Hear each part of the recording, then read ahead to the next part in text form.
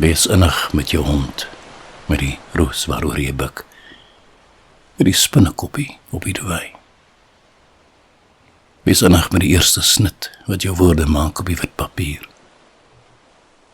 Wees innig dig by pyn, in die aangesig van lyding, self toegedien, gadegeslaan of ervaar. Wees innig wanneer jy die môre bedank, vir sy son, sy gee, van nog 'n kans. Sy instinktiewe vergeet van die vorige dag, sy slordighede en mislukkings. Sy dankie vir elke asem die hier wees, wat jou longe vul, die wonder van bewustelik ervarend lewe. Wees dankbaar vir jou kleinsierige gevoelens. Dit wys jy lewe.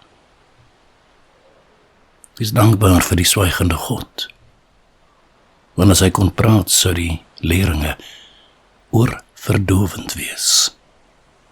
Wees dankbaar vir hoe jy uitgegooi is. Uit in hierdie lewe. Uit is jy nou daar buite Katvoet.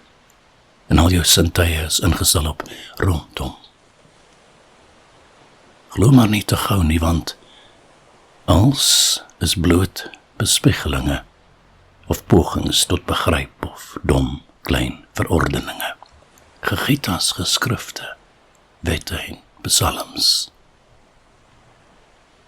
Weet jy moet liefs die muur dophou, die huisvlieg bewonder, die skaam skilpaadjie stilweg op sy gesleep oor klippers volg.